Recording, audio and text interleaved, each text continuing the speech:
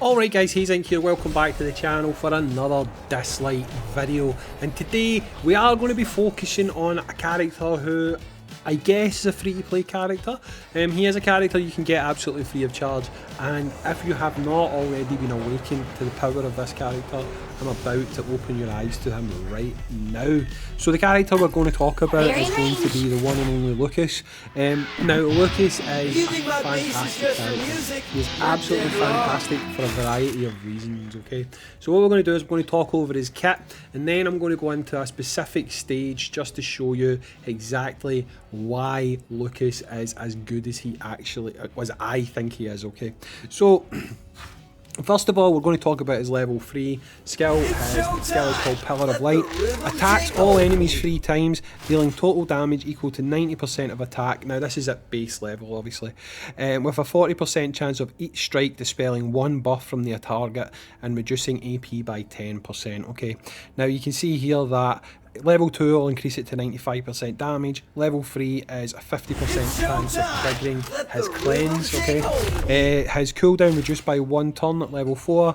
It reduced his damage increased by 100 at level 5, and level 6 cooldown reduced by 1 turn. Now, I really like this skill of Lucas because not only can he push back the enemy, he is also going to take away skills. So if they've buffs or status ailment things, so if they've got something like immunity, he can pull that off of them, which means if you've got a character on your team, like the character right next to him, Sienna, if they have got immunity, she cannot use her pushback, but if he cleanses them, which he quite often does, then when you use her the following turn, you're pushing the enemy back and you're finding that you're getting a lot further with your plans of attack, basically. So this is a very good skill. I found it can be quite beneficial in things like PvP as well, because if the team you're facing have set themselves up to have immunity from turn 1, then again Lucas can strip that off them straight away, and it means a lot of your debuffing plans can come into effect. Now his second skill is called the Blessing of Phobos. It's got stun attached to it. It deals damage equal to 70% of attack to all enemies with a 75% chance of inflicting stun for 1 turn. Each stun grants an extra 15% AP to Lucas, okay? Again, if we look, it's increased to 75% at level 2. It's increased to, damage increased to 85% at level 3. Damage increased to 80% at level 4. And cooldown reduced by 1 turn, okay? Now, believe it or not, one of Lucas's best skills is actually this skill right here, okay? Attacks an enemy 3 times, dealing a total damage equal to 100% of attack. Each hit steals 15% of the target's AP, okay? You're going to see in a minute just how potent this actually is, okay? This can basically completely control a fight if you are facing a 1v1 situation, okay? Not even if you're just facing a 1v1 situation. If you're facing a situation where there is a target on the field who is going to cause you problems, you can use this one skill to completely control things, okay? It makes Lucas an absolute asset to have, and he works very well with other characters who can push back, who can do things like speed down and stuff like that. Lucas is an absolute godsend on things like that, okay? So I'm just going to jump ahead and get to a point where I can show you exactly what I'm talking about, and I'll pick the video back up from there. Okay guys, so I've jumped into stage 12A. I've done this specifically because this is a good stage that I like to use to demonstrate just how good Lucas can actually be, because on the first wave it'll allow me to show you his level 3 and his level 2 in action, but predominantly it's because when we get to the boss we'll really be able to show you the power of his level 1 skill, and basically why you should do everything you can to complete that tower and get yourself a copy of Lucas, okay? So first of all, what we're going to do is we're going to use his level 3, and you can see here his level 3 pushes everyone back, and it also dispelled any buffs that they might have. However, in this circumstance they don't have any buffs. Now I like to run this team. You will have seen another video if you watch my content.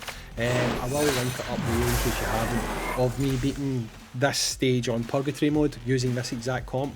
And the reason I like to use this comp is mainly because it's a combination of debuffing speed, pushback, AP up, all that type of stuff. It just works really well together and it synergizes pretty well. So as you can see, I don't really need to use Lucas's level 2 skill on the final fight, so I'll show you it just now. But you can see here that we did get one stun on a character who was already stunned, but what that does is it pushes Lucas a little bit further back up the turn order. So that's his level 2 and his level 3, but that's not why we're on this fight. It's really to show you exactly how good his level 1 skill is, okay? So we'll do this. I'm going to just make sure everyone is ready to go. Make sure everyone is ready to go with their specials, and then we'll actually control this next fight. So now it's one-on-one, we're going to be able to show you exactly how good his skills are, okay? So if you look at the turn order at the bottom, you can see obviously Siegfried is down there, using Lucas's level 1 skill, pushes him back, okay? Now, the rest of the characters on this team have got a little bit of pushback as well, but Lucas is going to be the MVP in all of this, okay? So give ourselves a little bit of speed. Lucas again, as you can see, Siegfried is getting a little bit close to taking a turn, uses level 1 skill again, bang, he's pushed back. That's when you use a character like this, who can apply speed down, assuming we got it to land, which we didn't. But again, as Siegfried approaches getting a turn, all I need to do is Lucas, bang, push him back, use someone like Clara to bring me forward, and just using this system of control with Lucas, using that level 1 skill. Again, remember, this is level 1 skill, so it's got basically unlimited usages. I can just completely control and dominate this fight, and I can take what is an otherwise difficult fight, and it becomes absolutely no hassle at all, because you're constantly applying pushback. If you've got your team set up correctly, you will have something like speed up, depending on your setup. So with me, I'm waiting on speed up from Clara, not from Clara, from Sienna. But Lucas is meaning, again, look, he just pushes it back, constantly pushes it back. And you don't really need to have the most powerful of teams to take advantage of this, because quite simply, if the enemy can't hit you, the enemy can't beat you. It's as simple as that. And again, you can see he's getting quite close in the turn order. That's when Lucas kicks in, pushes him back again.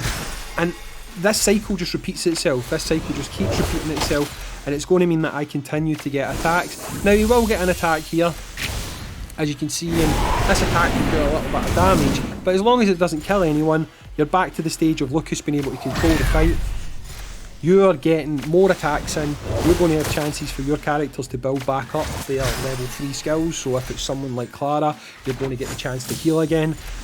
If you've got this character here, Quinn, you kind of want that one to hit speed down, because this works even better at that stage. But as you can see, look at the bottom, Siegfried's quite high back up the turn order, Lucas pushing him back again, absolutely nothing to worry about.